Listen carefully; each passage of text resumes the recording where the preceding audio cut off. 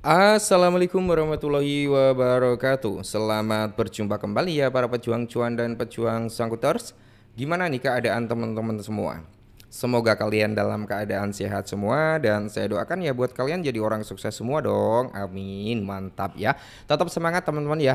Ingat secangkir kopi harus selalu ada buat menemani kesempatan kali ini. Nah, di mana teman-teman ya di kesempatan kali ini kalau kita lihat bersama-sama nih dalam perkembangan sektor cryptocurrency ya, kita lihat dulu dari segi Fair and Greed Index. Dia cukup stabil sebenarnya di kisaran 62. Nah, kalau kita lihat indeksnya altcoin dia turun, Bro. Ya, dia turun. Hari ini turun lagi. Market cap dari 4 triliun juga turun. Terus kalau kita lihat dari net flow-nya ETF dia masih cukup bagus ya, naik, teman-teman. Terus di sini kita lihat sebenarnya dari Bitcoin dominance ya itu turun. Dia sempat menyentuh kemarin itu kembali lagi setelah menyentuh di area 59,5 ya. Dia naik lagi sampai di kisaran 60%-an teman-teman dan kali ini dia turun lagi di 59,8%. Nah, penurunan ini terjadi karena apa? Indeksnya Ethereum naik. Ya, jadi peluangnya lari ke Ethereum. Kalian bisa melihat Ethereum itu masih kuat ya, masih hijau, tapi altcoin lainnya masih merosot. Kenapa? Karena perputaran dari Bitcoin ini ada penurunan lari ke Ethereum walaupun nggak terlalu banyak. Nanti kalau indeksnya Ethereum itu udah menguat lagi teman-teman mungkin all time high untuk Ethereum akan segera terjadi. Nah kali ini teman-teman ya ada sedikit informasi buat teman-teman semua ya mungkin hal ini itu bisa membawa ledakan atau kenaikan harga daripada Picoin. Oke, ada apa kita bahas? Nah, di sini kalau kita lihat untuk Picoin sendiri teman-teman ya, dia dalam kondisi netral. Jadi udah naik tingkat ya. Yang kemarin-kemarin itu dalam kondisi penjualan. Jadi orang-orang itu naik ya, penjualannya cukup naik drastis, cuman belum masuk ke dalam panic selling ya. Antara buyer and seller itu kemarin-kemarin masih didominasi seller. Kalau saat ini udah mulai netral ya.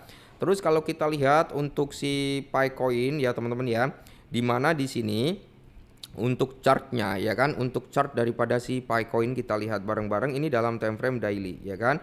Nah dalam time frame daily teman-teman ya dia udah sempat naik cukup signifikan, udah menyentuh sebenarnya ya di zona MA50 nya, cuman dia terjadi sedikit retrace ya. Untuk harganya sempat menyentuh di area berapa nih dailynya ya, sempat menyentuh di kepala 46. Nah, sempat menyentuh kepala 46 kan. Nah, teman-teman yang ambil di kepala 40, ya udah senyum-senyum kan, udah di 46 udah TP juga kan. Nah, ternyata saya cek ya, settingan TP saya kena teman-teman ya. Settingan TP saya kena karena saya menyeting di area 45 karena saya beli di 40 ya. Saya setting di 45 ya syukurlah udah ke TP teman-teman. Oke. Terus di sini kunci utama daripada Pi Network coba kita turunkan sedikit time frame-nya ke 4 jam ya. Kalau kita lihat di sini teman-teman ya, untuk Pi Network sendiri kalau dia mampu breakout ngejebol di area ini teman-teman ya. Area ini dijebol aja, dia memiliki potensi atau kemungkinan untuk rebound jauh lebih signifikan lagi, mungkin bisa segera menyampai di area resistance ini di kepala 49 atau di kepala 5. Semoga saja dalam waktu dekat Picoin bisa ke situ. Cuman teman-teman ya, kita juga perlu waspada dan hati-hati nih ya.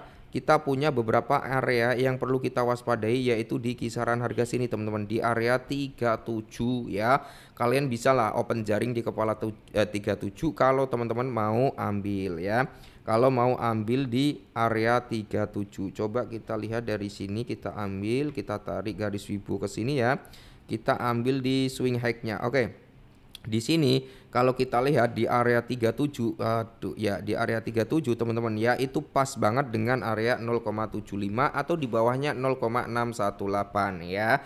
Tapi kalau mau diambil di area 6,18 di golden ratio-nya dia itu berarti di dekat swing high-nya dia teman-teman ya, di dekat swing high-nya. Tapi saran dari saya sih mungkin bisa ambil di sini ya. Nah, di kisaran harga 37 atau 38 teman-teman ya, itu cukup aman untuk kita di si Picoin kalau Picoin mau koreksi lagi. Nah, terus di sini teman-teman ya, bisakah harga daripada Picoin itu pulih? Ya, ada beberapa strategi dari para anggota komunitas. Nah, dorongan ahli untuk pengendalian pasokan Picoin yang agresif. Kita tahu lah pasokan Picoin itu kan banyak, tapi tiap hari di unlock gitu. Nah, Dalam sebuah postingan terbaru, anggota komunitas Pi terkemuka Mr. Spock itu berpendapat bahwa Pi Network harus mengambil langkah ekonomi berani untuk menstabilkan nilai tokennya ya. Di sini kalau kita lihat, ia mendesak Pi Core Team meluncurkan program buyback and burning-nya dengan membeli Pi dari pasar terbuka. Langkah ini akan mengurangi pasokan sekaligus memberi sinyal kepercayaan jangka panjang. Selain itu, menyarankan agar seluruh biaya transaksi dalam ekosistem Pi itu dibakar secara permanen, bukan dia didaur ulang gitu kan. Dengan kelangkaan yang tercipta, harga koin Pi itu bisa berpotensi naik. Jadi kan setiap transaksi pada jaringan itu kan tetap akan ada biaya fee, meskipun nggak dibakar semua ya, meskipun nggak harus di burning semua, mungkin dari berapa persen, 50% atau 60% digunakan untuk buyback and burningnya, itu akan sangat membantu perkembangan daripada si harga Pcoin. Rekomendasi lain yang ia ajukan mencangkup penghentian penambangan konvensional, mengunci token yang tidak terpakai atau beralih ke model penambangan berbasis utilitas yang memberi kompensasi kepada kontributor yang langsung meningkatkan ekosistem. Nah, spekulasi mengenai Pi Core Team. Pengamat pasar spekulasi bahwa Pi Core Team mungkin sudah melakukan buyback secara diam-diam pada bulan Juli lalu.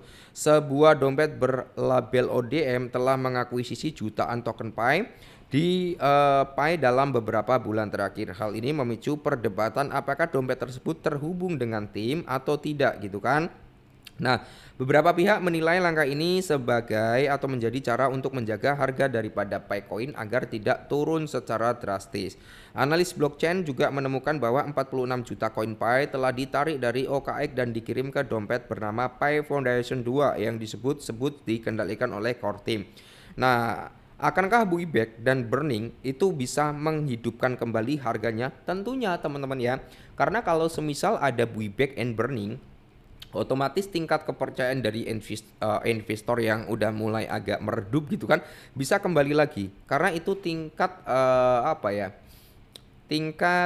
kepercayaan diri dari keseriusan diri dari pihak core teamnya. Nah, mekanisme ini dapat mengurangi beban kelebihan pasokan yang dihasilkan dari bertahun-tahun penambangan lewat ponsel. Investor institusi yang mencari tokenomics yang kuat kemungkinan akan tertarik karena apa? Langkah ini meningkatkan kelangkaan. Selain itu, proses burn bisa diintegrasikan ke alamat smart contract dan aplikasi Pi dengan pembakaran biaya transaksi secara rutin gitu teman-teman ya. Atau bisa dikatakan membuat burning secara otomatis setiap ada transaksi yang terjadi gitu kan, itu mungkin langsung disetting ya secara otomatis 50 atau 60% lah ya, atau syukur-syukur 100% dari biaya di burning ya.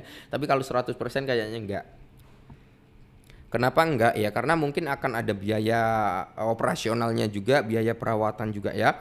Namun analis memperingatkan bahwa burn saja bukanlah perubahan ajaib untuk menopang harga. Ya tentunya bukan hanya burn aja, dia juga harus menopang tingkat utilitas, kegunaan, fungsional, dan keterbukaan terhadap komunitas. Itu bisa membawa persentase nilai daripada Pcoin jauh lebih baik lagi. Oke, mungkin ini dulu, semoga bermanfaat, tetap semangat dan salam